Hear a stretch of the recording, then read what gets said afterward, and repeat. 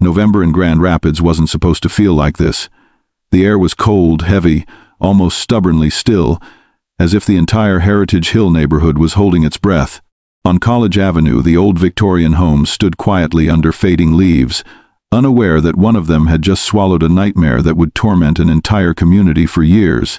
Inside a modest third-floor apartment, Elara Winslow had ended her night the way she always did, calm, focused, surrounded by pieces of the world she captured through her camera lens. A warm cup of tea sat forgotten on the table. Fresh prints were stacked nearby, each one holding her hopeful future. Miles Davis played softly in the background, the needle circling the record like nothing was wrong. Nothing looked broken, nothing looked stolen, nothing looked disturbed. But something was terribly wrong. Somewhere between that quiet moment and the dawn that followed, Elara's world collapsed. Her friends would later say she was the type who never caused harm to anyone, the type who saw beauty in structures everyone else ignored. She wasn't reckless. She wasn't careless. She didn't invite chaos. So when she didn't show up for her shift at the museum the next day, the worry hit fast and hard. Her friend, Beatrice Keller, arrived with the spare key Elara trusted her with. She opened the door expecting a simple explanation, maybe illness, maybe exhaustion. What she found instead would haunt her for the rest of her life. One step inside that apartment, and every part of her soul understood something unforgivable had taken place. Before we go deeper, drop a comment and let us know where you're watching from. We'd love to hear from you. If you enjoy true crime stories like this, be sure to like the video, subscribe, turn on the notification bell, and share it with someone who'd love it too. If you're a fan of true crime and cold case investigations, you won't want to miss our new book, 50 Cold Cases Solved. 50 real stories of the world's most notorious cases where time almost erased the truth until one clue changed everything. Now available for instant digital download. You'll find the link in the video description and in a pinned comment. Now, let's dive into today's case. Beatrice's voice cracked the moment she called out Elara's name. No reply. Only the quiet hum of the record player and the stillness that felt wrong in every direction. The apartment wasn't chaotic. It wasn't torn apart. But the silence had weight, the kind that makes your pulse race before your mind catches up. Her eyes swept over the living room tea on the table, photos laid out, the turntable spinning. Nothing out of place, yet everything felt off. She stepped forward. Another step. Another. A cold rush crawled up her spine, the kind you feel when your instincts scream that something terrible is standing just outside of what you can see. She reached the hallway. What she found there shattered her. Her scream carried through the walls, down the stairwell, and out into the street as she stumbled backward, dropping her phone, shaking uncontrollably. She had found her friend hidden where no one should ever be found. In that instant, every warm memory she shared with Elara twisted itself into something painful. The call to 911 was broken, frantic. Officers arrived quickly, but nothing, not their flashlights, not their questions, not their measured steps could soften what was inside that hallway. No one expected the scene to look so undisturbed. No forced entry, no broken furniture, no trail of chaos. It was the kind of situation that instantly made the stomach twist because it didn't make sense. Whoever did this didn't rush. They weren't careless. They were calm. That terrified Reed the moment he walked in. Because calm killers don't stop on their own. Detective Alistair Reed stepped into the apartment with a tight jaw and a stare that cut through every detail in sight. He had seen violence before, but this case felt wrong from the moment he crossed the threshold. No mess, no signs of a fight, no overturned furniture. Whoever stepped into this home moved with confidence, not panic. That alone filled him with a kind of anger he hadn't felt in years. He crouched near the hallway entry, studying the imprint on the mahogany frame. A palm print barely there, smudged, useless to the tech they had at the time. It taunted him. So close to an answer, yet no closer at all. Reed stared at it as if he could force it to tell the truth. It didn't. He moved to the rug where another officer pointed to something tiny, almost invisible, a pale hair fiber out of place, clinging to the edge. "Bag it," Reed said, though even he doubted its value. One hair? One smudge? That was all this monster left behind? It infuriated him. because it meant the killer was either lucky or practiced. Reed looked around, trying to feel what Elara felt in her last moments. The quiet record player, the warm tea, her photos still drying. This wasn't a random act. Someone earned her trust enough to stand this close, then took her life in the most cowardly way possible. The thought made Reed's voice tighten when he ordered the scene sealed off. Beatrice stood outside with red-rimmed eyes, gripping her coat like she was holding herself together. When Reed approached her, she didn't ask for details.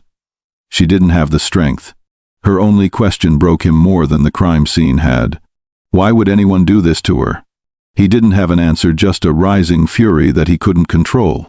Reed walked the length of the apartment again, slower this time, searching for something, anything that could explain how a young woman's life could be stolen without so much as a cry heard through the walls. Nothing added up. No sign of force, no sign of panic, no sign of hesitation. It was as if the person who did this slipped in and vanished before the world even noticed. He stared at the hair fiber sealed in its evidence pouch. One strand, that was all this person left behind. One silent trace clinging to the rug like a whisper from someone who thought they'd erased every sign of their presence. He wanted to slam his fist into the wall. Instead, he swallowed the anger and let it settle into something colder, determination. Outside, the neighborhood continued on like it always had, residents returning from work, porch lights flickering on, conversations floating through the air. None of them knew that something horrifying had taken place just a few steps above their heads. They didn't know a killer had walked these same sidewalks hours earlier. They didn't know a life had been taken so quietly that the world never flinched. Whoever did this walked out of here calm, Reed said to himself. They'll think they got away with it. That thought disgusted him. Because killers who feel safe don't stop. Danger hides in ordinary moments. Stay aware. Subscribe now. Elara never saw the danger coming. If you don't want to be caught off guard like she was, subscribe right now. If you still refuse, tell us in the comments why. Ignore a warning. Reed lifted the evidence bag again, staring at the single strand caught inside. The killer left only one mistake. A single strand of hair. Long before her name was tied to a cold case, Elara Winslow was known for something entirely different. She noticed beauty where most people never bothered to look. At the Grand Rapids Art Museum, she wasn't just another gallery assistant tidying exhibits and guiding visitors. She cared about every frame, every texture, every moment frozen in a photograph. Colleagues often said she treated the gallery like it was alive, as if each piece of art deserved respect, not just attention. Photography wasn't just her hobby, it was her voice. She spent evenings in her small dark room, hands steady as she moved between trays, watching images take shape. People said she had a way of capturing buildings that made them feel almost emotional. Structures that others walked past without a second thought suddenly looked meaningful through her camera. She had plans to publish a collection someday, a dream she worked toward quietly, steadily, one print at a time. Her personality matched this calm dedication. She wasn't loud. She wasn't chaotic. And she never chased drama. Elara kept her circle small, preferring sincerity over noise. Beatrice Keller was at the heart of that circle. The two shared late-night conversations, exchanged advice about work, and pushed each other to be brave in ways neither would have attempted alone. If Elara feared anything, it was disappointing the people she cared about. That's what made her disappearance so alarming. People like her didn't vanish. People like her didn't leave loose ends. She was careful, thoughtful. She followed routines, kept boundaries, stayed out of trouble. So when she missed her shift, everyone felt the alarm instantly, not because she was fragile, but because she was dependable. Something had stopped her, and whatever it wasn't small. Elara wasn't the type of person who drifted through life unnoticed. Quiet. Yes. But never forgettable. Her presence had a calm weight to it, the kind that made people feel understood without her having to say much at all. She listened more than she spoke, analyzed more than she reacted, and moved through her routines with a sense of purpose that was rare for someone her age. Her love for architectural photography wasn't just about buildings, it was about stories. She captured worn-out bricks, fading murals, abandoned warehouses, structures people dismissed as ordinary. She believed everything held a memory, and she treated every photograph like a conversation with the past. Her apartment reflected that mindset: neatly arranged prints, rows of labeled film canisters, and pages of notes detailing ideas she hadn't yet explored. Beatrice admired that about her. She often said Elara had an old soul placed in a young body. Someone who saw depth in things the rest of the world rushed past. Their friendship wasn't dramatic or explosive, it was steady, warm, and built on trust. If Elara said she'd call, she called. If she promised to show up, she did. There were no games, no hidden motives, no unpredictable behavior. The night before she was killed, she had talked to Beatrice briefly. The conversation was uneventful work updates, a few laughs, a reminder about lunch plans later in the week. Nothing strange, nothing alarming, nothing that hinted at danger. That is what haunts people the most. There were no warnings, no sudden changes, no signs that her life was about to collide with someone she never should have trusted, someone who walked into her home as calmly as if they belonged there. Elara's life wasn't glamorous, but it was full. She carved out joy in simple routines: morning walks, quiet evenings editing photos, small celebrations at the museum after successful exhibitions. Those who worked with her often said she moved like someone who knew exactly where she wanted her life to go, not rushed, not aimless focused. Her co-workers admired her dedication, and some envied her ability to balance solitude with connection. She didn't need crowds to feel alive. Instead, she built a home that reflected her creativity: soft lighting, shelves stacked with books on architecture, and a workspace that held her tools, her drafts, her ideas. That room was her sanctuary, the one place she could shut out the world and let her creativity breathe. But she wasn't withdrawn, just selective. Her friendship with Beatrice was proof of that. They had a rhythm only close friends develop: shared meals, exchanged photography ideas, weekend errands done together just to keep each other company. Beatrice often said that Elara had a gift for making people feel safe, even in moments when she didn't feel entirely confident herself.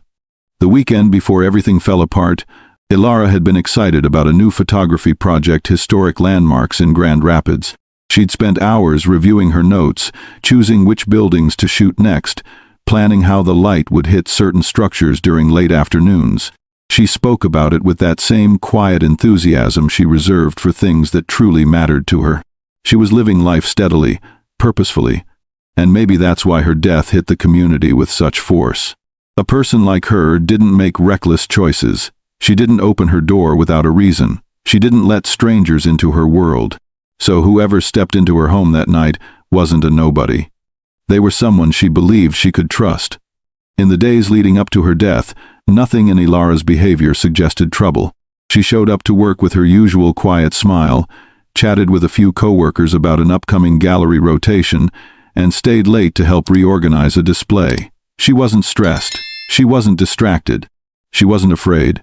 She moved through those final days with the same steady focus that defined her entire life. Her last phone calls reflected that calm: a brief conversation with her supervisor about scheduling, a quick message from Beatrice about weekend plans, a short chat with her mother about a new camera lens she hoped to buy soon. Every interaction painted the same picture. Elara was content. She was planning ahead. She was looking forward to things. That's what makes this case so painful for anyone who hears it. There were no signs, no warnings, no sudden shifts in her routine. She was living a life filled with intention and small joys, unaware that someone was studying her movements closely enough to step into her world without raising suspicion. And it forces you to ask yourself, what would you do in her shoes? Have you ever trusted someone you shouldn't have?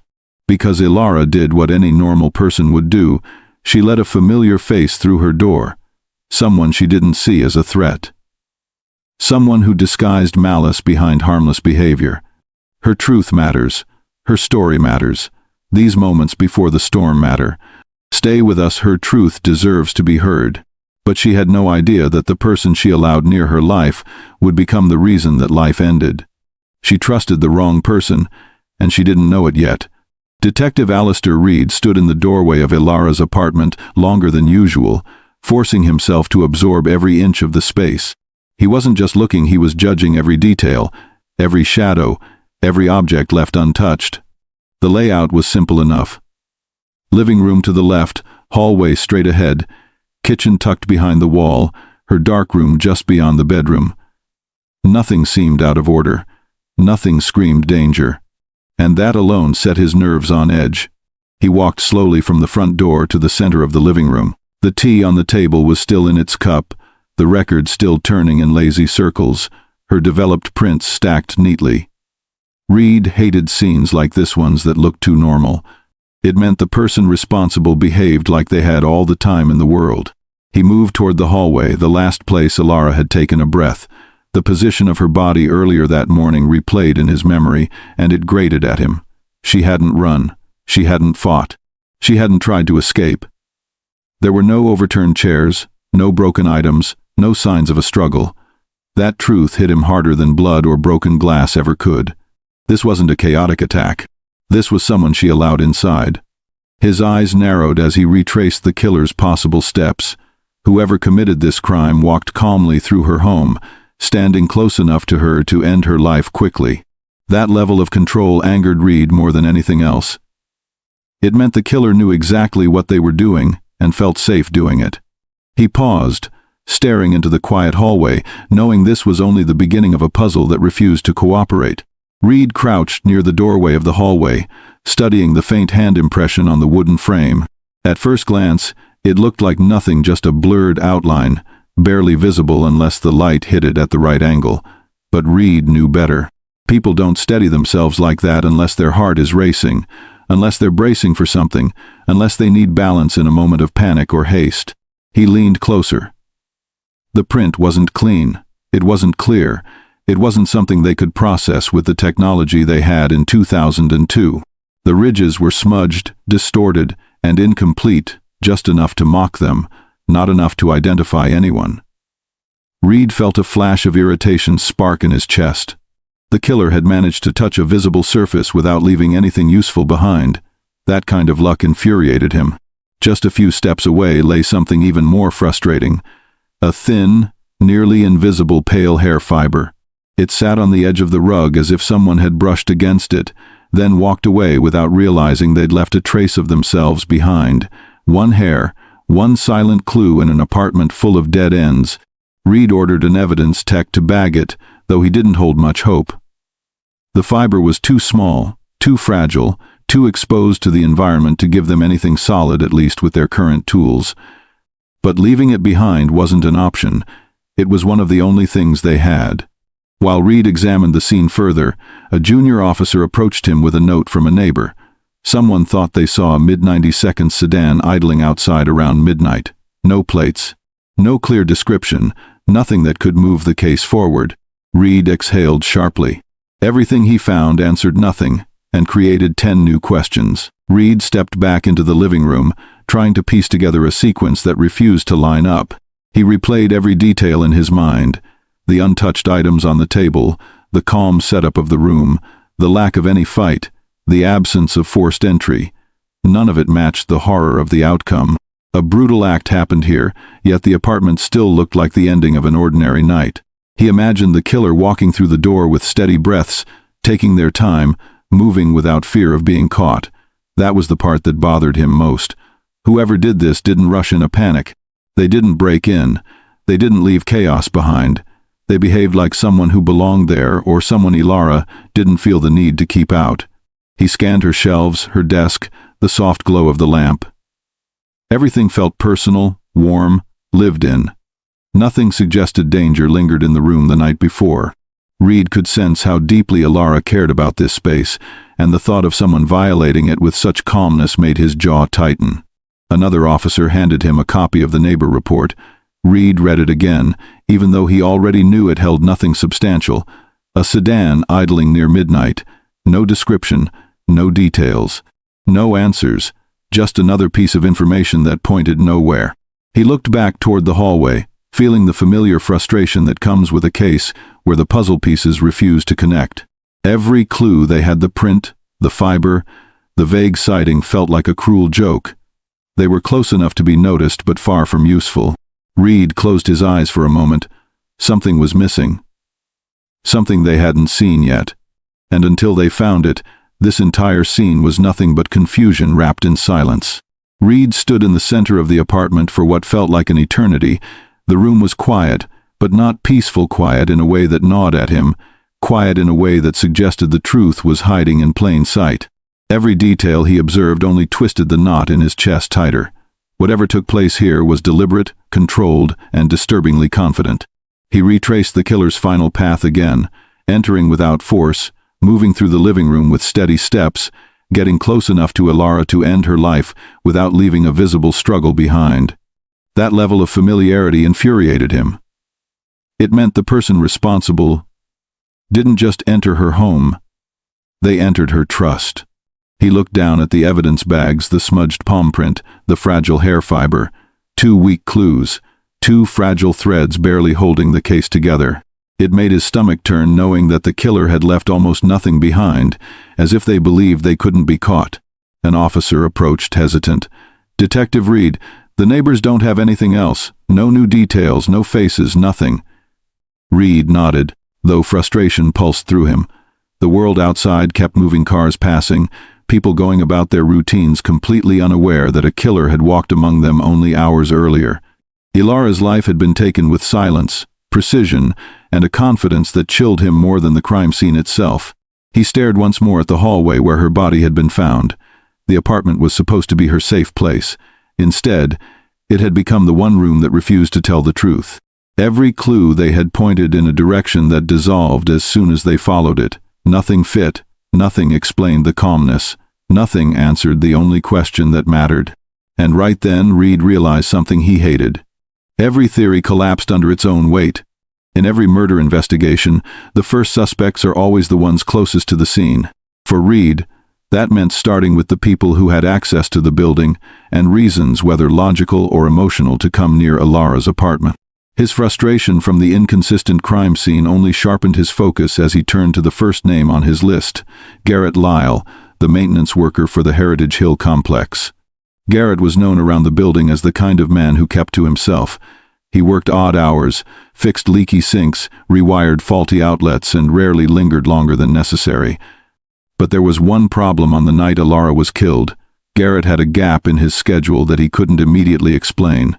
His work logs didn't cover the entire evening. His radio communications stopped around 9, and no one saw him again for several hours. When Reed asked him about that missing time, Garrett hesitated. It was the kind of hesitation that made Reed's instincts twitch too long, too uncertain, too cloudy. Garrett insisted he had been at his cousin's place, helping with a home project. But the cousin wasn't present when officers first followed up, and the explanation felt loose, almost rehearsed. Reed watched Garrett closely during the interview. His hands fidgeted, his breathing shifted, his knee bounced under the table. None of that meant guilt, but it certainly didn't mean innocence either. To the viewers, it raises a familiar question. Have you ever met someone who instantly made your skin crawl? Garrett gave Reed that feeling. Something about him didn't sit right. But Reed also knew that first impressions were dangerous. They could mislead, misdirect, and drag an investigation to a standstill if he wasn't careful. This case was already slipping through cracks. He couldn't afford another false step. If Garrett Lyle raised concerns because of his uncertain alibi, Adrian Voss triggered an entirely different kind of alarm. Unlike Garrett, Adrian had a history connected directly to Elara. They had known each other years earlier, sharing a few classes in a local photography program. Adrian was talented, but he was also intense, too intense. His fascination with Elara had crossed boundaries more than once. Months before her death, he had shown up unannounced at her apartment building, claiming he wanted to apologize for past misunderstandings. Elara felt uncomfortable enough to document the encounter, and eventually, a minor restraining violation pushed him further onto the police radar. When Reed walked into the interview room, Adrian was already sweating. His eyes darted between the table and the ceiling, avoiding Reed's face as if eye contact was something he needed to earn. His voice trembled during the introduction, not enough to suggest guilt, but enough to prove he was hiding something. Whether that something mattered to the case was the question Reed needed to answer. Adrian insisted he was miles away on the night of the murder, attending a late-night study meet-up with old classmates. He gave names quickly, too quickly. Reed took note. People who tell the truth tend to recall calmly. People who fear being linked to a crime often talk fast, hoping speed will mask uncertainty. His hands never stopped moving. He rubbed his palms against his jeans, tapped his fingers against the table, even adjusted his glasses 3 times in a single minute. Reed watched him carefully. Adrian didn't seem like a man confident in his innocence. He seemed like someone terrified of being misunderstood again. But fear didn't equal guilt, not in a case as strange as this. And Reed wasn't done testing him. Reed spent hours going over both men's statements. Garrett's gaps and Adrian's anxiety created 2 very different kinds of confusion, and neither gave him the clarity he desperately needed. What made it worse was how each detail seemed to contradict the next. Garrett's cousin eventually confirmed the home project, but only vaguely, offering no exact timestamps. Adrian's classmates backed him up on his alibi, but their recollections weren't identical. Some said he left early, others claimed he stayed late. Nothing lined up cleanly. Reed paced across the precinct floor, replaying the interviews in his mind. Garrett's twitching leg, Adrian's trembling voice. Both men seemed uncomfortable for reasons neither would explain. He couldn't tell if they were hiding guilt or simply overwhelmed by being questioned about a murder that had rattled the entire community. This is the problem with cases that offer too few answers. Everyone starts looking guilty. Reed reviewed Garrett's background again. No violent history, no complaints from tenants, no personal connection to Elara, at least not one he could find. But that gap in his alibi gnawed at Reed like a thorn he couldn't pull out. Then he switched to Adrian's file. The restraining violation years earlier, the fixation, the emotional instability, every piece pointed to someone capable of doing something terrible. Yet nothing tied him to the apartment the night Elara died. Not one hair, not one print, not one neighbor report. Reed felt stuck in a loop of doubt. Both men fit parts of the puzzle, but neither fit enough to lock in as the killer. And that uncertainty only made the case sink deeper into confusion. For viewers watching, it raises the question, who do you think did it? Drop your theory in the comments. This case needed answers, but Reed kept running into walls. Reed wasn't ready to clear either man, not yet. Not with a case that had already pulled him in so many conflicting directions.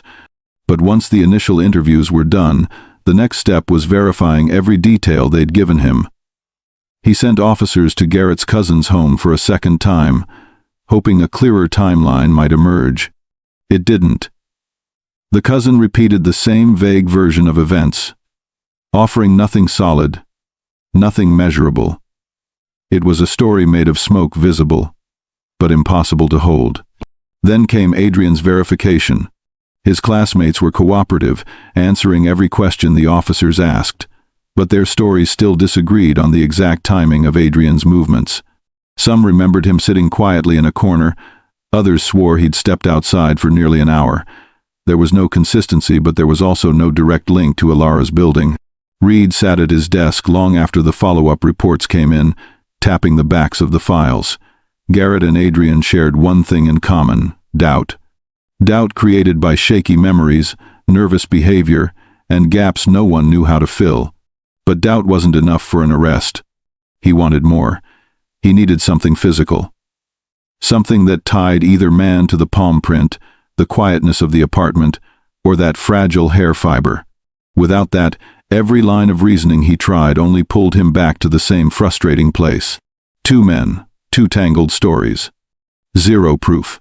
Reed exhaled deeply, pushing both files aside. Garrett was nervous, but his alibi wasn't entirely empty. Adrian was unstable, but nothing put him near Elara's door that night. And that's when the truth finally became clear. Both men were telling the truth. The first blow came from the lab. Reed stood in the evidence room, staring at the report confirming what he already feared. The partial DNA profile from the hair fiber couldn't match anyone in the 2002 system. It wasn't a full profile. It wasn't clean. It wasn't strong enough to point to anyone alive or dead. It was a ghost present, but useless. The feeling that hit Reed wasn't surprise. It was exhaustion. Genuine, heavy exhaustion that sank into his chest like a stone. He flipped through the palm print analysis next. Same story. Too smudged. Too distorted. Too faint to match any file. It might as well have been a shadow left on glass. He pinched the bridge of his nose. For days, he had believed those two pieces of evidence were the cracks that would finally let light through. Instead, they were reminders of how limited the tools were. How limited he was.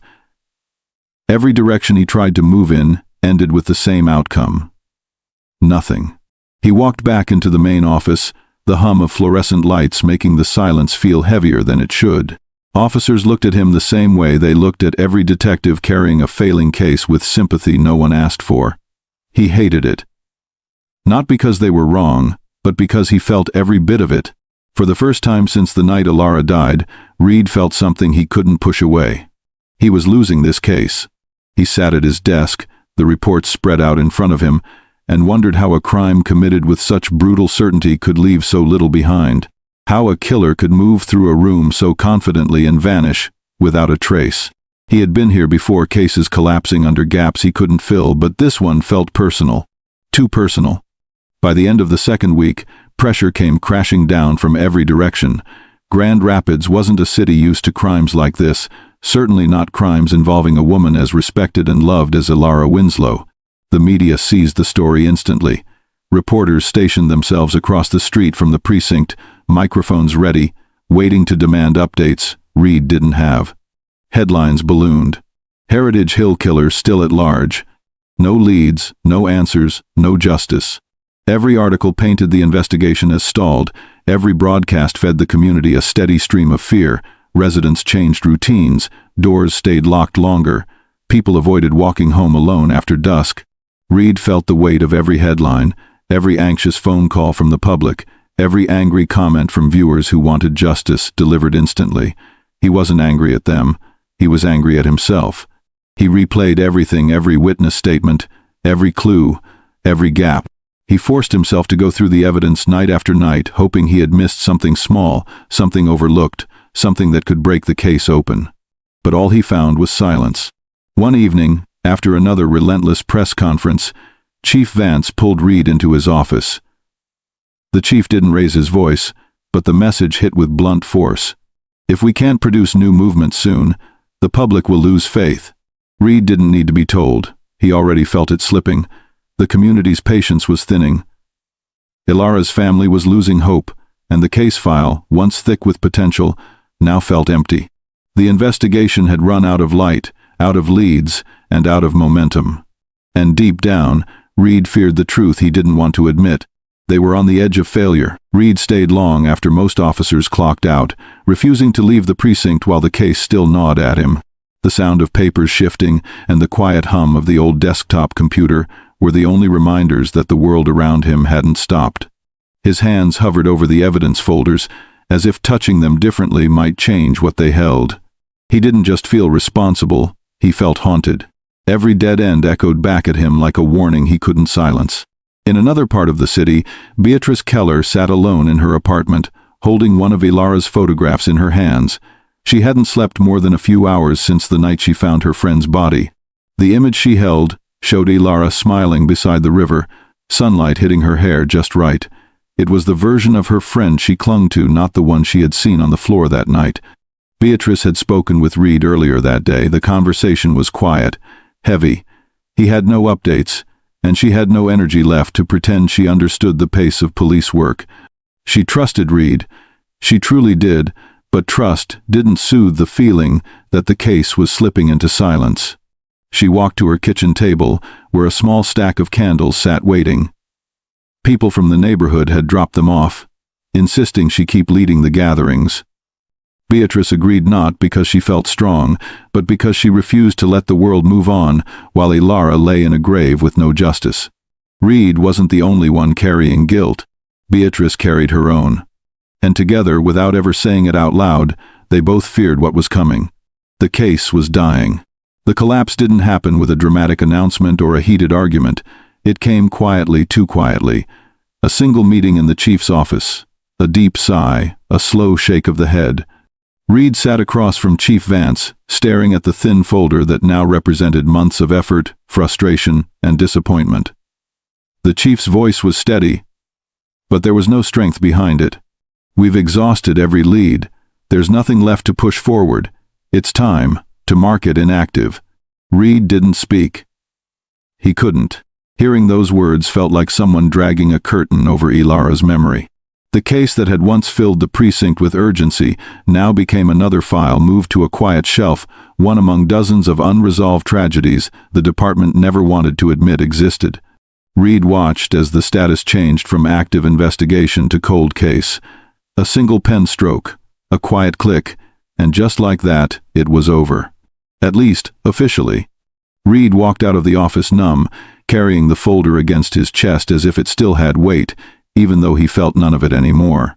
In the hallway, officers avoided eye contact, offering silence instead of sympathy. He didn't blame them. Nobody knew what to say when justice slipped through their fingers. Across the city, Beatrice lit another candle in her window. She refused to let the night swallow her friend's story. She refused to let the world treat Elara as another unsolved statistic. As long as she had breath, this case would not be forgotten. Reed stepped outside the precinct, staring into the dark with a burning question he couldn't put down. How does a killer vanish like smoke? What he didn't know was that the answer had nothing to do with time passing. Time wasn't the enemy. Technology was. The file should have stayed closed. That was the expectation.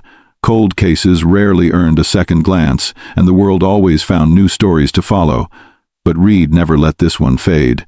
Every year or two, without telling anyone, he pulled the folder from storage, sat at his desk after hours, and read through every line again. Not because he expected something new to appear, but because leaving it alone felt like abandoning Elara all over again. He would sit in the dim office, flipping through the same pages he once believed would lead to justice. The crime scene photos, the initial interviews, the smudged palm print, the fragile hair fiber items that had lost their power, yet still stung when he looked at them. He remembered every hour spent chasing leads that dissolved into nothing. Every quiet apology he had given Beatrice. Every time he failed to sleep because the unanswered questions stayed alive in his mind. Meanwhile, Beatrice kept her own ritual. Each November, she placed candles on the steps of Elara's old building. No speeches, no crowd-pleasing gestures, just light in the cold darkness. Some years, only a few neighbors showed up. Other years, it was just her, but she never missed a single vigil. Not once. Not even when people slowly stopped mentioning the case. Not even when they gently encouraged her to move forward. She refused. Grief didn't let her move anywhere. 6 years passed. Then 10. Then 15. The city changed. People came and went. New apartments rose around Heritage Hill. Life moved except for 2 people. Reed and Beatrice carried this case like a wound that never healed. But neither of them knew the truth. The answer they needed had been sitting in an evidence box the entire time. As the years stretched on, the city slowly let go of the fear that once gripped it. Heritage Hill returned to its quiet routines, its residents embracing new worries, new stories, new tragedies of their own. Younger neighbors moved into the apartments near Elara's old place without knowing anything about the crime that had once shaken the block. The older residents, the ones who had lived through the tension of those first months, eventually learned to speak about it less and less. Time softened the edges for almost everyone except Reed and Beatrice. Inside the police department, Elara's case became one of those quiet legends rookies whispered about. Not because they knew the details, but because of one particular piece of evidence that refused to fade. The hair fiber. Officers joked about it the same way people joke about things that unsettle them, calling it the strand that wouldn't quit, a reminder of a killer who slipped through every gap in the system. Reed hated hearing those conversations. He knew they didn't mean harm, but it only fueled his frustration. That hair wasn't some myth. It was the one trace left behind by a person who had stolen a life and gone on with theirs for more than a decade. Every time Reed saw the evidence envelope, the frustration returned. How could one tiny fragment carry so much weight and still offer nothing? Beatrice felt the passage of time differently. Her memory of Elara didn't fade, it sharpened. The more the city forgot, the more she clung to every detail: Elara's laugh, her way of brushing her hair back when she was focusing, the sound of her voice during their late-night talks. If the world moved on, fine. She wouldn't. By 2015, the case wasn't just cold. It felt frozen. And yet, Something inside both Reed and Beatrice refused to let go. By 2016, Reed was nearing retirement eligibility. Most detectives in his position would have been planning a new chapter: travel, family time, quieter days. But Reed wasn't like most detectives, because Elara's case wasn't like most cases. It followed him everywhere. In quiet moments. In crowded rooms. Even in the middle of routine work, something would trigger a memory: a street, a song, a scent, and the entire weight of the unsolved murder would return with full force. His colleagues assumed he'd eventually release it from his mind, but Reed never did. Not once. Meanwhile, Beatrice continued to show up at the precinct once a year, carrying the same question she'd asked for more than a decade. Anything new? Every year, Reed answered with the same quiet honesty. Not yet. It hurt both of them every time. But the world around them kept changing. Forensics shifted. Labs grew more advanced. Old limitations vanished. As new tools emerged. Reed read every article he could find on updated DNA extraction methods, even though none of them promised a solution for a hair so fragile it was practically dust. Still, something inside him refused to accept that the story was over. In early 2018, he attended a seminar where a visiting genetic expert revealed breakthroughs in YSTR reconstruction techniques so sensitive they could pull paternal markers from degraded samples that had once been considered useless. Reed sat frozen in his seat. For the first time in 16 years, he felt something he hadn't allowed himself to feel: possibility. He left the seminar with a decision already forming in his mind, and a decision that would pull the case out of hibernation and drag the past into the present. If this new method worked, it could do what the department couldn't do in 2002. Give Elara a voice again.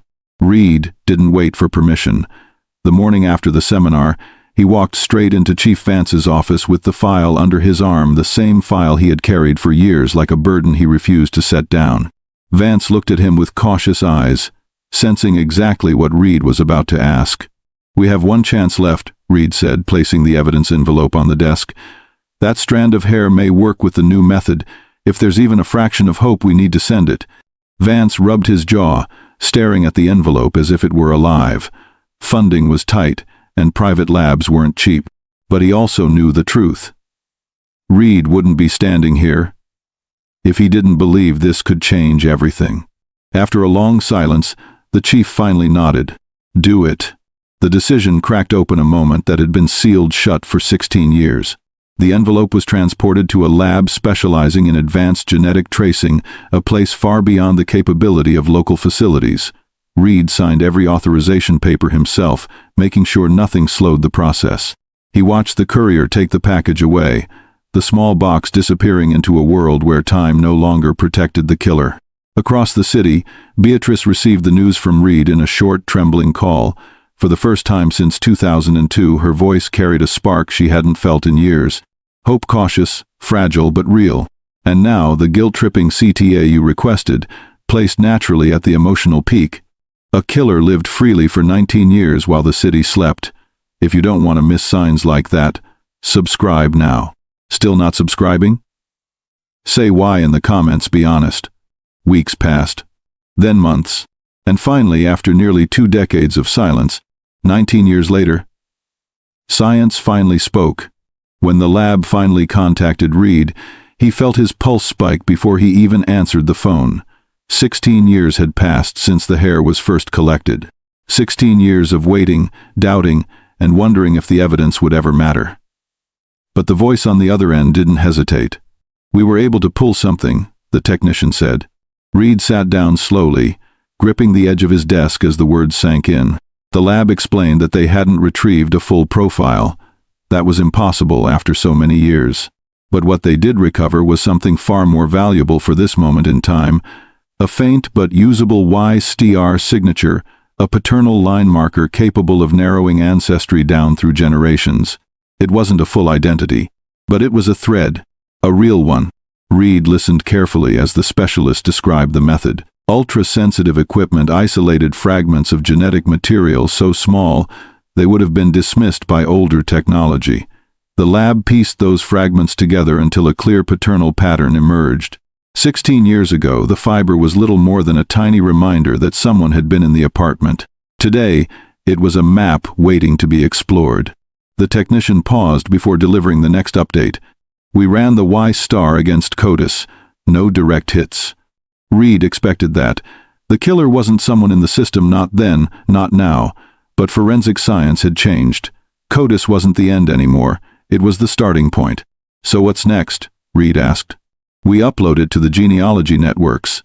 Reed leaned back in his chair, a cold wave rushing through him. This was no longer a cold case. It was a trail. A trail leading to someone who had run free for almost 20 years. The upload process wasn't instant. Reed watched the progress bar on his screen crawl forward in tiny increments, each percentage point a reminder that the past was no longer untouchable. The data moved through their secure line, carrying the faint signature of a man who had walked into Elara's apartment 19 years earlier and vanished into ordinary life. Reed felt a tightness in his chest. Was this finally it? Was the truth only minutes away? When the upload completed, the lab began cross-referencing the YSTR markers across public genealogy networks platforms where thousands of people had willingly submitted their DNA to trace family history.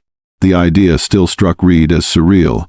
A killer who had outsmarted police, avoided suspicion, and left almost no trace might now be exposed by a distant relative who only wanted to learn their ancestry. The search algorithms spun through millions of profiles. Most came back with no overlap. A few showed weak similarities too distant, too diluted to matter. Reed stared at the screen, waiting, hoping the data wouldn't stall in another dead end. Then the room shifted. A single match lit up the results list. One profile, not a direct match but a relative. Orson Welles, a man Reed had never heard of, a man with no connection to Michigan, a man who happened to be a third cousin once removed to whoever left that hair in Elara's apartment. Reed blinked in disbelief. That was all they needed, a starting point. A family. A branch of a lineage that could be traced backward and forward until the right man emerged. For the first time in 19 years, Reed felt the case breathe again. Somewhere out there in Orson Welles' extended family tree was the killer, and Reed was about to find him. The moment the Orson Welles match appeared in the database, the case shifted from science to strategy.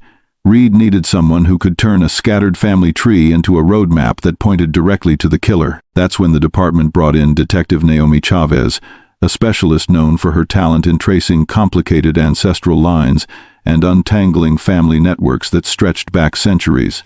Chavez arrived with a calm confidence that contrasted sharply with Reed's restless energy. She examined the file, read the lab's report, and then studied the single match. A third cousin once removed isn't much, Reed said. Chavez shook her head. It's enough. It tells us the killer belongs somewhere in this extended branch. We just need to figure out which part of the tree leads to him. She began with Orson Welles' ancestors, moving backward into the late 1800s.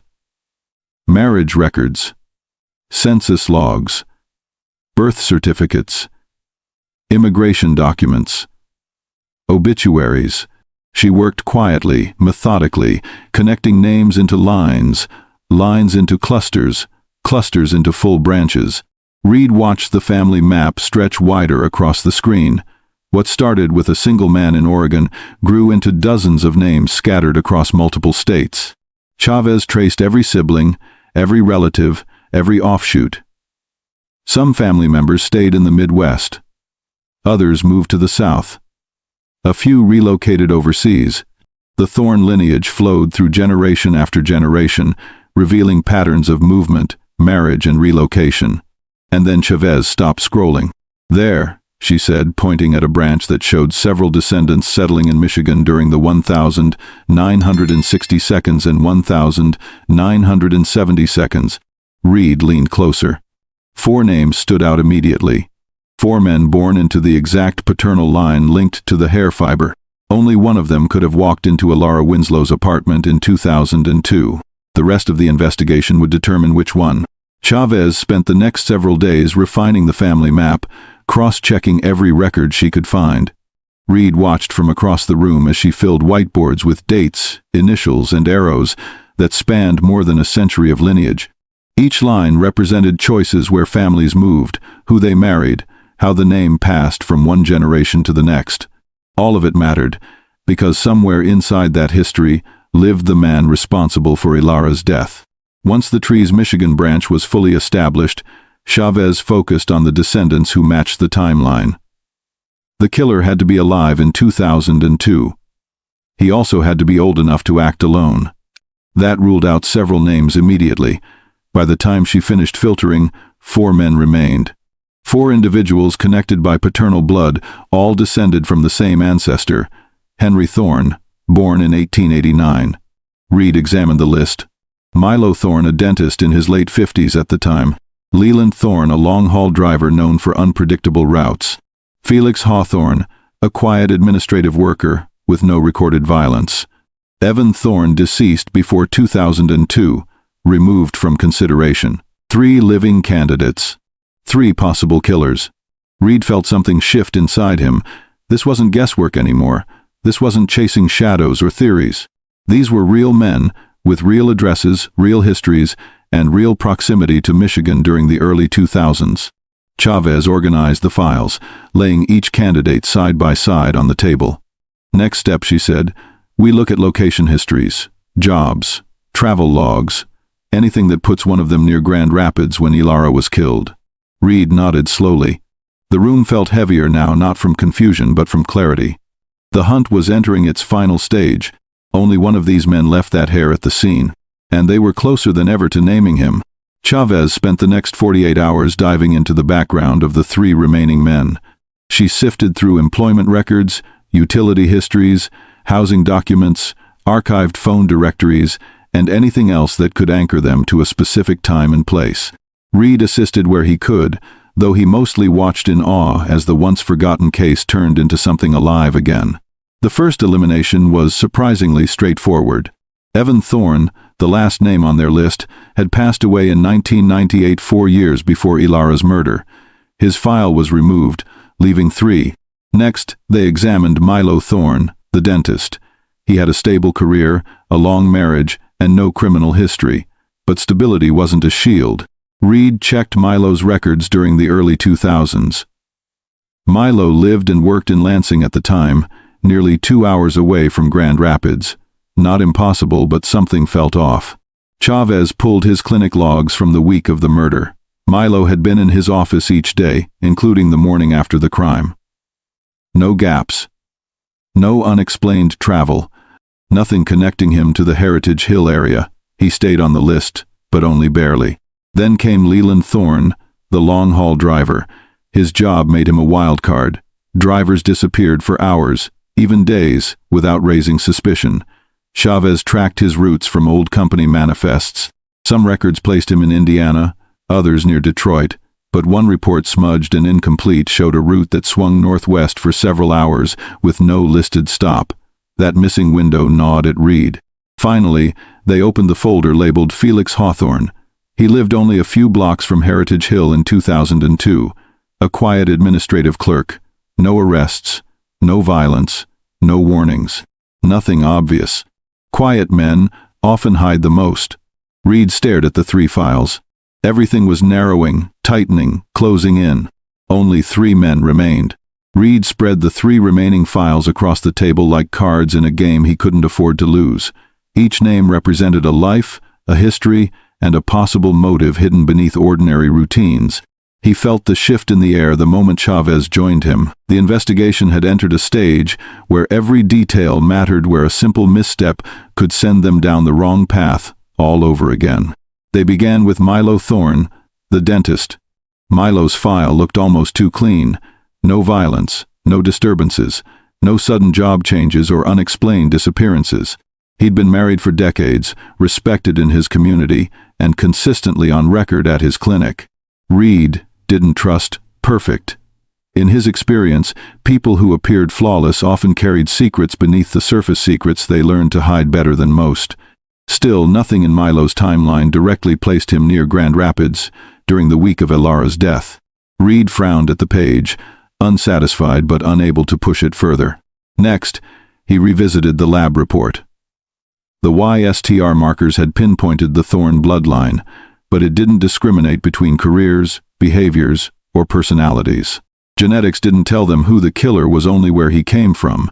Reed's instincts weren't enough. Not this time. Chavez monitored his expression, sensing his frustration. "We can't rely on the appearance of stability," she said.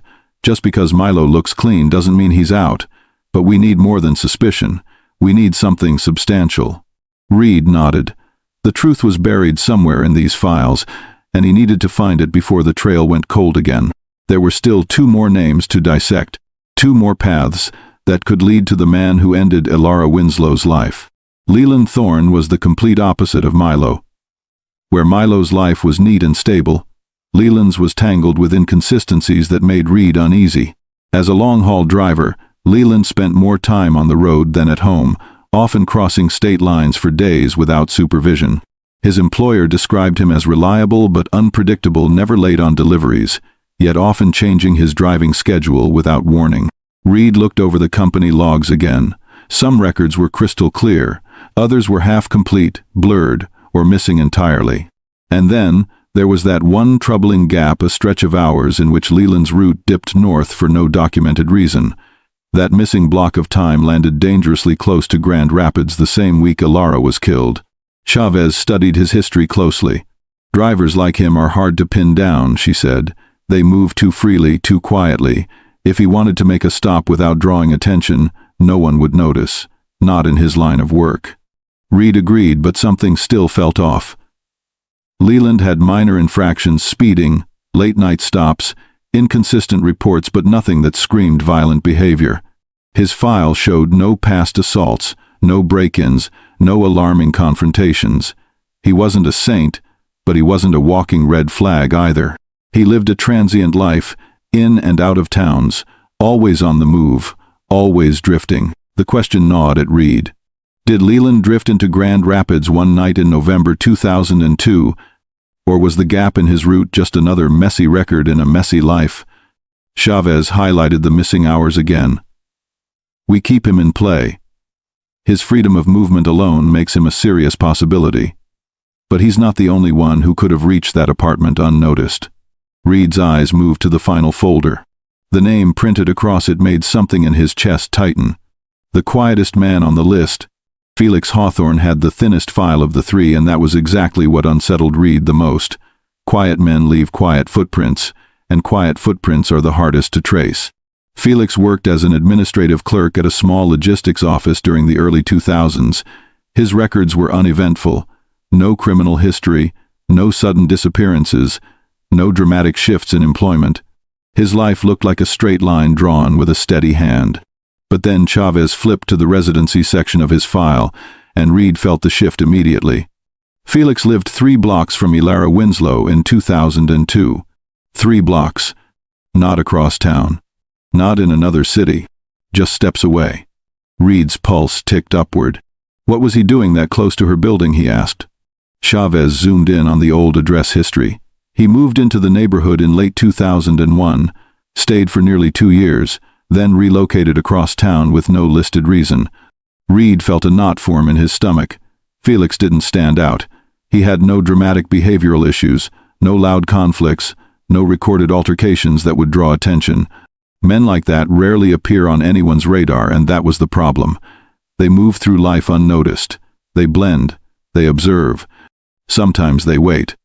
Chavez scanned his employment logs. He also worked fewer than 10 minutes from Elara's museum job. Same bus routes. Same sidewalks. Same morning routines. Reed stared at Felix's photo, an ordinary face, expression plain, eyes giving away nothing. How many times had he crossed paths with Elara without her realizing it? How many opportunities had he had to learn her patterns? Her schedule? Her vulnerabilities? The silence in the room turned heavy. Out of all 3 suspects, Felix was the only one who lived close enough to watch. Reed couldn't shake the feeling crawling up his spine as he examined Felix Hawthorne's file. Nothing in Felix's life screamed danger, but sometimes danger doesn't announce itself. Sometimes it sits quietly in the background, unnoticed until it's too late. Felix had no violent past, no outbursts, no drastic behavior shifts. But proximity was a language all its own. Chavez tapped the map she'd pinned to the board. 3 blocks. That's the part that changes everything. Milo lived 2 hours away. Leland drifted from state to state. But Felix, he could have walked to her apartment without anyone noticing. Reed swallowed hard. And no one in the neighborhood mentioned him? Chavez shook her head. Not one person. He blended into everything around him. Reed felt the weight of those words. A man who blends easily also moves easily. He can slip through hallways without questions. He can pass by neighbors without raising concern. He can learn someone's habits without ever being remembered. That kind of man is terrifying. Chavez paused, then added, he also took the same bus route Elara used. Same stops, same timing. That sealed it for Reed. Instinct wasn't always reliable, but this wasn't instinct anymore. This was pattern, movement, proximity. Silence. The combination created a pressure in his chest that felt too familiar, like the beginning of a truth no one wants to admit. And now, placed exactly where the emotional tension demands it, your required fear CTA. Subscribe so you never miss cases solved through breakthroughs like this. Fear cuts deeper when ignored, and missing information can be dangerous. Reed exhaled, staring at the files one last time before the final comparison. The truth was getting louder. But only one name would survive the final filter. The final stage of the comparison process felt heavier than any moment since the case reopened. Reed and Chavez stood side by side, reviewing everything once more, every timeline, every address, every employer record, every documented movement from the early 2000s. This wasn't guesswork anymore. It was elimination, and every detail mattered. They began with Milo. His clinic logs were consistent. His commuting patterns never touched Elara's neighborhood. His life, while quiet, showed no unexplained absences, no suspicious travel, nothing that connected him to Heritage Hill. After hours of searching for even a sliver of overlap, Reed finally set Milo's file aside. He's not our guy. 2 names left. Leland's file held more uncertainty. His scattered routes and missing logs created enough wiggle room to keep him on the list longer than Reed expected. But Chavez tracked down truck stop receipts, repair notes, and mileage records from the week of the murder. Piece by piece, she reconstructed his movements. The incomplete log that once bothered Reed turned out to be a paperwork error. Leland had been rerouted hours away, nowhere near Grand Rapids. Reed exhaled slowly. Then it's not him. That left only one folder on the table. Felix Hawthorne. The quiet man. The forgettable neighbor. The face that never made anyone suspicious. The man who lived within walking distance of Elara Winslow on the night she died. Reed picked up Felix's file, feeling the shift in his chest. Everything they had built, DNA fragments, genealogy mapping, timelines, proximity, pointed to one conclusion. Chavez met his eyes, her voice steady. It's him. 19 years. 3 suspects. One truth rising to the surface. One man had been hiding in plain sight for 2 decades. Once Felix Hawthorne became the prime focus, everything inside the cold case unit changed.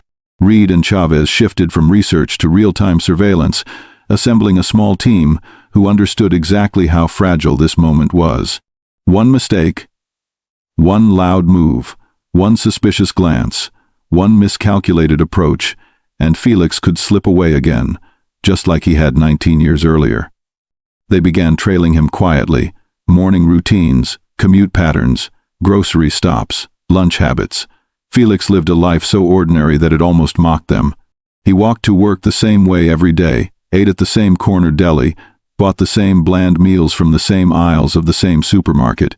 He didn't stand out. He didn't rush. He didn't do anything that hinted at what he carried inside his past. But Reed knew one truth. A calm exterior meant nothing anymore. The team followed him for days, then weeks, rain-soaked afternoons, late evening walks, silent drives through neighborhoods where Felix never once looked over his shoulder. The man moved through life with the comfort of someone who had nothing to fear, and that unsettled Reed more than anything else. Chavez kept meticulous logs, mapping Felix's schedule hour by hour. They weren't searching for behavior, they were waiting for opportunity. The only way to confirm Felix's link to the crime was through touch DNA. That meant one thing. They needed something he discarded. A cup, a bottle, a receipt. Anything his skin touched long enough to leave behind the trace they needed. Reed told the team to be patient, but patience was growing thinner each day. The truth stayed locked behind Felix's blank expression. They were close. So close they could feel the edge of the breakthrough pressing down on them. Now they just needed him to slip. It happened on a Wednesday afternoon, one of those days where nothing looks important until everything changes. Felix left work at his usual time, walking with the same steady, unhurried pace he always carried. Reed and Chavez watched from separate vehicles, each maintaining enough distance to avoid suspicion. They expected another uneventful routine, another stretch of quiet observation that left them exactly where they started. But halfway down the block, Felix stopped. He reached into the small plastic bag he carried, pulled out a cold soda can, cracked it open, and took several long drinks as he continued walking. Reed's pulse jumped. This was it, the kind of moment surveillance teams wait weeks to see. Something small, something forgettable, something a suspect doesn't think twice about. Felix finished the soda, crushed the can casually in one hand, and tossed it into a public trash bin near the bus stop. Reed reacted instantly. "Move, now," he said through the radio.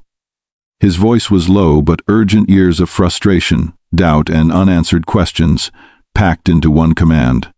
A secondary officer in plain clothes approached the trash can only after Felix boarded the bus.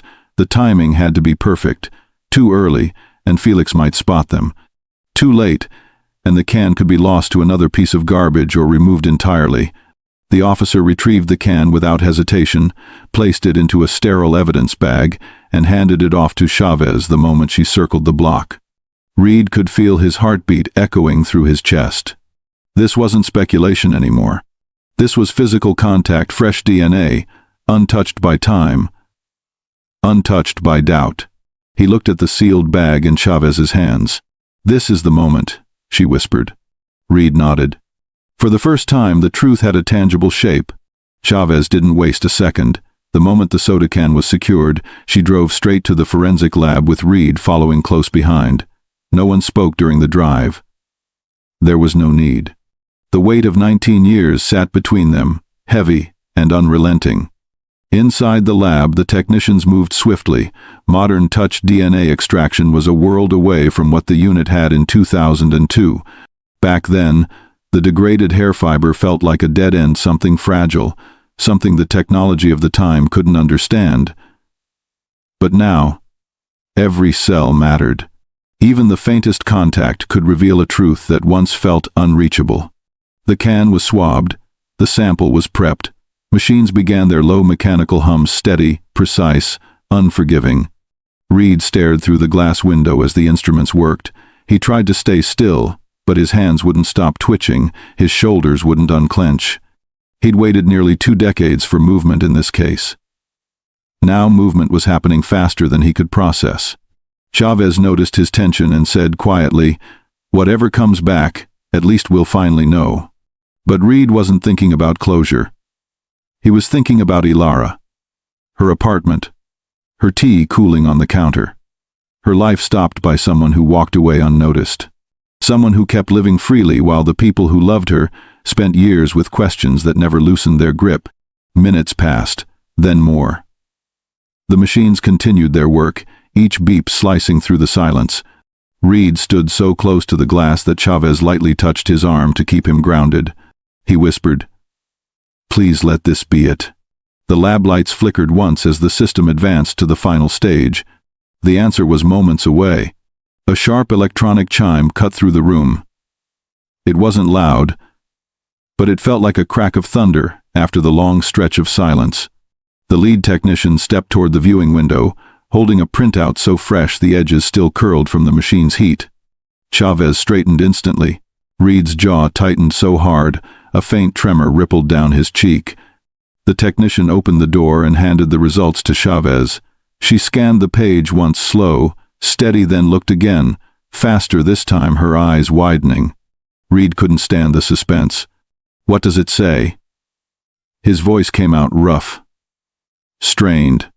Chavez lowered the paper just enough for him to see her expression. There was no doubt, no confusion, no hesitation, only the crushing certainty of a truth that had waited 19 years to surface. "It's him," she said. A perfect match. 100%. The same Y-star profile from the hair recovered in 2002. Reed closed his eyes, not out of relief, not out of triumph, but because the name they had been chasing all this time now had nowhere left to hide. Felix Hawthorne had just stepped out of the shadows and into the light whether he wanted to or not. For a moment, neither Chavez nor Reed spoke. The weight of what they were about to do settled heavily between them. This wasn't simply an arrest. This was stepping back into the night they could never forget. Reed finally whispered, "We go now," before he slips away again. Chavez nodded, already reaching for her radio. Outside the lab, the sky had turned a muted gray, as if the city itself sensed what was coming. Because after 19 silent years, after one hair, one match, one discarded soda can, now they had to confront the ghost of 2002. Felix Hawthorne started his morning like any other. He parked in the far corner of the lot at the administrative office, where he'd worked for years, quiet, unnoticed, predictable. He stepped out of his aging sedan, adjusted his jacket, and walked toward the entrance with the same low, unhurried steps that never drew attention. But this morning, attention found him anyway. 3 unmarked vehicles slid into the parking lot with a controlled precision that froze everyone in place. Doors flung open. Tactical boots hit the pavement. Employees stopped mid-step, coffee cups trembling in their hands. Felix turned toward the commotion, confusion rising in his face, an expression that lasted only a second before the command came. "Felix Hawthorne, stop right there." He didn't run. He didn't argue. He simply stood there, staring, as officers closed in. One grabbed his wrists. Another read his rights. A third secured the area, as a cluster of stunned co-workers watched a man they thought they knew get pressed against a patrol car. Some murmured. Some covered their mouths. One woman whispered, "Felix? No, not him."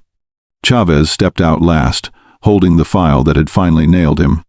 Reed stood beside her, his gaze fixed on Felix, not with anger, but with the heavy clarity of someone who had waited 19 years for this moment.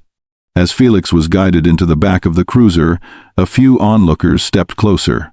Someone said, "What did he do?" Someone else muttered, "He's always been odd, but this?"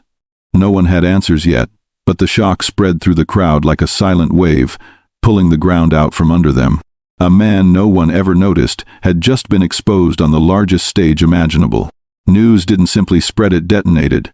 Within an hour of Felix's arrest, the parking lot outside his workplace turned into a maze of tripods, microphones, and camera crews scrambling for the best angle.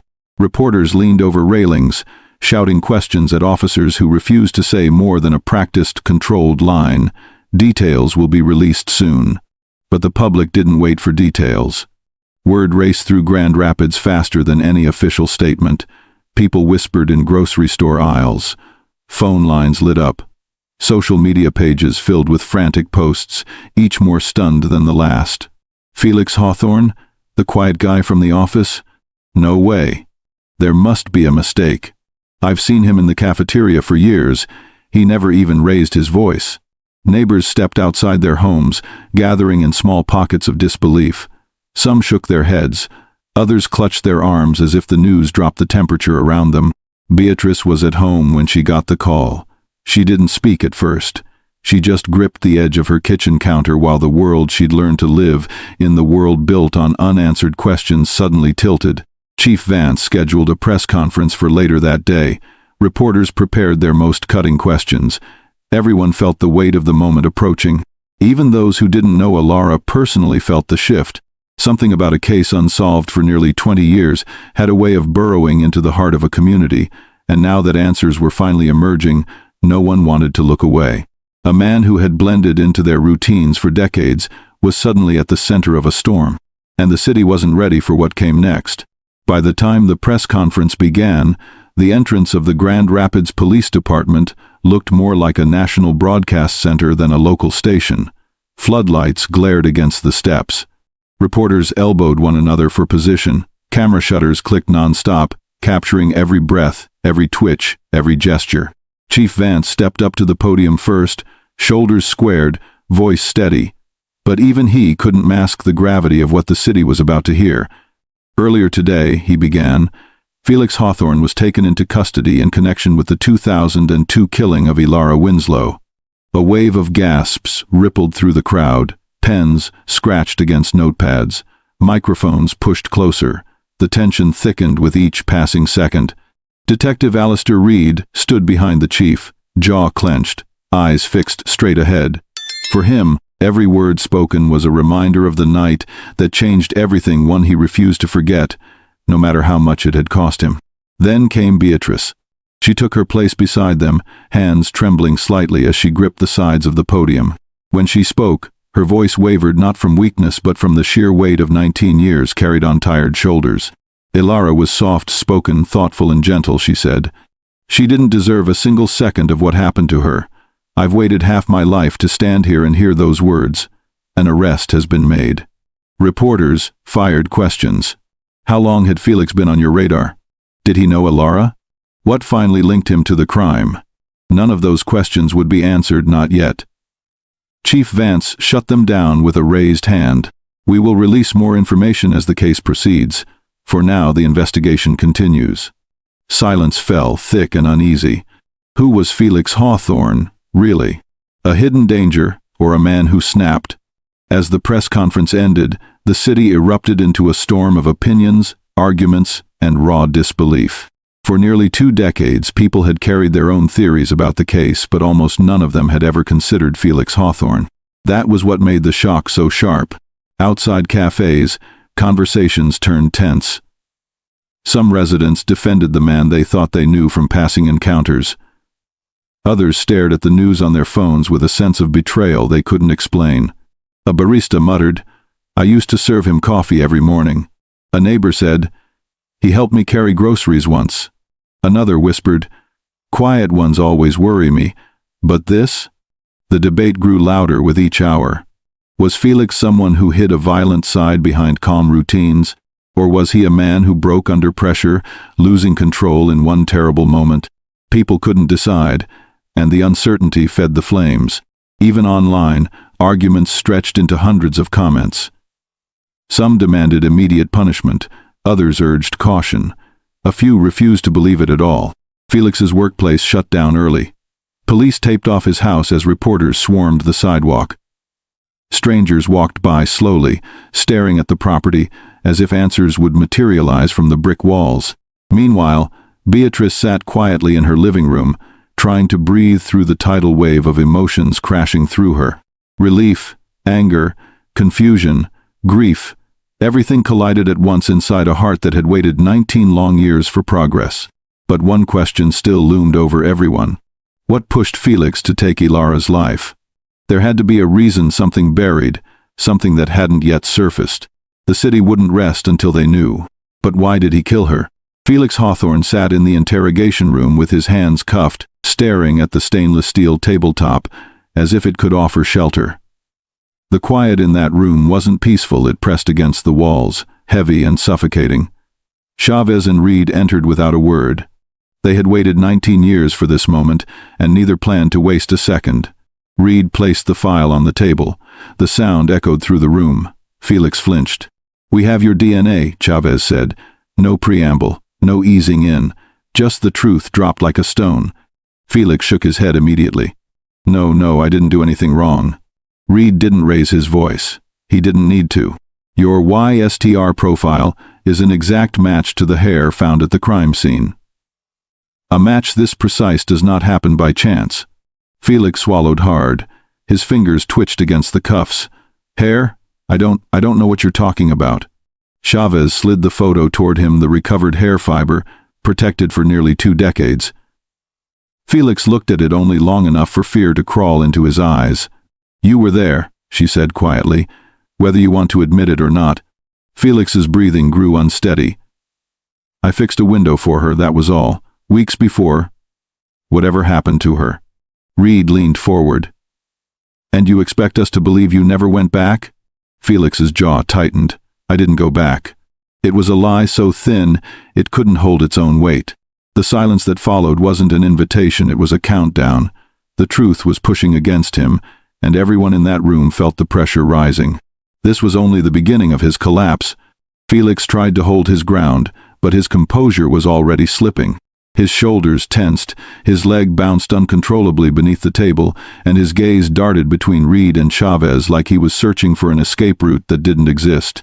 Chavez leaned back in her chair, giving him space to crumble on his own. "You said you fixed a window," she repeated softly. "Tell us about that." Felix rubbed his thumb against the metal cuff, avoiding eye contact. "It was nothing, a loose frame." She called the building office. "I went up and fixed it. That's all." Reed opened the second folder, the maintenance logs. "Yes, you fixed the window. October 19th, 2002. He pushed the log closer, but that's not what we're asking. Felix's head snapped up. A flash of panic crossed his face. "We want to know why you went back." Reed continued. Felix's breathing changed again, quicker now, uneven. "I didn't go back," he repeated. But the words came out thinner, weaker, stripped of the certainty he tried to project earlier. Chavez spoke gently, but her tone cut straight through his defense. "Felix, when people tell a lie they've rehearsed, their voice is steady. Yours keeps shaking. You keep repeating the same line because it's the only one you prepared. The rest scares you." Felix's lip trembled. For a moment he looked like he might argue again, but then he froze, his own emotions betraying him. Reed didn't break eye contact. "You walked into her apartment that night. Something happened. Something you didn't expect. And you've been running from it for 19 years. Felix shut his eyes as if the weight of those words pressed against him from every direction. The cracks were widening. His truth was starting to bleed through. Felix kept his eyes closed, as if shutting out the room would somehow erase the evidence stacked against him. His breath came in short bursts now, each one sharper than the last. His denial wasn't confidence anymore, it was desperation. Chavez didn't push. She let the silence settle, heavy enough to force him to confront it. People rarely break from shouting. They break when the truth has nowhere else to go. Reed finally spoke, his voice low and steady. "The pocket knife." Felix's eyes opened instantly. Reed watched the reaction ripple through him. "The one you left behind. The one you went back for." Felix blinked. His lips parted slightly, but no sound emerged. That small pause, that moment of hesitation, was the first honest thing he'd shown since he walked into the room. Chavez leaned forward. "You didn't go back to harm her. You went back because you forgot something. You told yourself it would take only a minute. You told yourself she wouldn't even notice." Felix's throat tightened. I didn't mean..." His voice cracked under the strain. Reed didn't let him retreat. "You were drinking that night." Felix didn't answer, but the tremble in his jaw delivered the truth for him. "You knocked," Reed said, confused, unsteady, hoping she'd let you in so you wouldn't lose your job over a careless mistake. Felix pressed his palms flat against the table, as though he needed the metal beneath them to steady his shaking hands. "She got scared," he whispered. Reed nodded once. No judgment, just acknowledgement.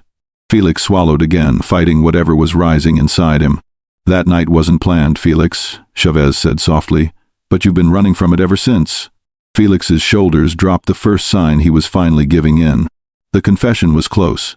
Felix's breathing had turned uneven, every inhale sharp, every exhale trembling. His voice lowered to something almost childlike when he finally spoke again. "I didn't think she'd answer," he murmured. "It was late. I just wanted my knife back. I didn't want trouble." Reed remained still, letting the words hang. Felix rubbed the heel of his palm against his forehead. "I was drunk, more than I should have been. I thought I'd left the damn thing in her apartment when I fixed the window. If someone found it, I'd get written up. Maybe worse." Chavez said nothing. She just watched him unravel. Felix's fingers curled inward as he continued. "She opened the door, but the moment she saw me standing there that late, smelling like alcohol, she got tense. I could see it in her face. She didn't even say hello. She just told me to leave." His voice cracked, but he kept going. "I tried to explain. I told her I just needed to grab the knife and go, but she wouldn't let me inside. She said she didn't feel comfortable. He swallowed hard. Then she said she was calling the police. Felix's head lowered, as if he couldn't bear to look at either detective. I panicked, he whispered. I don't even know what I was thinking. I just reached for her arm to stop her. I didn't mean to hurt her. I swear. But she jerked back and everything happened so fast. Reed stayed silent. So did Chavez. Felix's voice thinned to a broken thread. She fell. And when she tried to scream, I grabbed her. I wasn't thinking. I wasn't thinking at all. His shoulders trembled as the final pieces of the truth came out. I didn't go there to harm her. But once it started, I couldn't undo it. Felix's shoulders sagged as if the truth had drained the last bit of strength from him. His eyes didn't rise from the table. They stayed fixed on the cold metal surface, as though he couldn't bear to face the world he had damaged beyond repair. When it was over, he whispered, I froze. I just stood there, staring. I kept thinking, how did this happen? I didn't go there to hurt her. I swear I didn't. But when she tried to get away, I lost control. Chavez spoke softly. What did you do after? Felix inhaled shakily. I tried to wipe things down. Not because I thought I could get away with it, I wasn't thinking that clearly. I just wanted to erase what I had done. I didn't even do it right. I grabbed her blanket. I moved her. I shouldn't have touched anything. Reed opened the file again, the old crime scene photos. Felix didn't look at them. I left, he continued. I walked out, closed the door, and went down the stairs like nothing happened. I didn't run. I didn't want anyone to look at me. I got in my car and drove home. His voice dipped even lower. I didn't know I left a hair behind. I didn't know that one thing would follow me for 19 years. A long silence filled the room. Reed felt the weight of every second. Felix whispered, almost pleading, I didn't plan it. I didn't wake up that day thinking about hurting anyone. It happened because I made one stupid decision, and another, until I ruined everything. Chavez closed the file. This doesn't erase what you did, Felix. But it explains why you've been carrying this fear for so long. Felix nodded weakly, tears sliding down without resistance. Reed stood. Your truth is on record. The room quieted. The confession was complete. But justice wasn't finished yet. The trial began in early 2022, and even though nearly 2 decades had passed since Elara Winslow's death, the courthouse felt charged with a tension usually reserved for cases unfolding in real time. People lined the hallway long before the doors opened, some clutching articles from 2002, others whispering about how a man as quiet as Felix Hawthorne could have carried a truth this dark for so long. Felix entered the courtroom in a gray jumpsuit. His posture had collapsed. He looked smaller somehow, as though the weight of his own actions had pressed him inward. He didn't glance toward the gallery. He didn't try to meet anyone's eyes. He simply moved with the slow, resigned steps of someone who already knew which direction the verdict would fall. Reed sat near the front, hands clasped, watching every movement. Beside him, Chavez reviewed reports and DNA summaries one last time, though she didn't need to. The case was airtight. The YSTR DNA from the hair fiber matched Felix with absolute precision. The discarded soda concealed it. And the confession, delivered with shaking breaths and a collapsing voice, filled every gap the evidence didn't. The prosecutor walked the jury through each detail: the forgotten pocket knife, the late-night return, the burst of panic, the fatal struggle, the attempt to wipe down the scene, and the 19 years of silence. Nothing was exaggerated. Nothing was softened. The facts alone carried enough weight to anchor the room. Felix didn't interrupt. He didn't object. He didn't fight the narrative laid out before him. He sat still, staring downward, almost as if hearing his own actions read aloud detached him from the person he once pretended to be. Across the aisle, Beatrice steadied her breathing, preparing herself for the moment she'd waited 19 years to face. When Beatrice finally took the stand, the entire room shifted. The murmurs faded. The movement stopped. Even the judge leaned slightly forward, sensing the significance of the moment. 19 years had passed, yet the grief she carried settled over the courtroom like fresh loss. She placed her hands on the wooden railing, steadying herself. Her voice wavered for a moment before she found her footing. "I've waited almost half my life for this," she said. "Elara wasn't just my closest friend. She was the kind of person who made quiet spaces feel warm. She deserved a long life, a peaceful life, not what she got." Felix kept his head bowed. He didn't look at her. He didn't look at anyone. Beatrice continued, her words trembling with both strength and pain. "For years I asked myself why. Why her? Why that night? Why did the world keep turning while she never got another chance to breathe, to laugh, to grow?" Reed felt those words strike him harder than he expected. He'd carried his own version of that question for 19 years.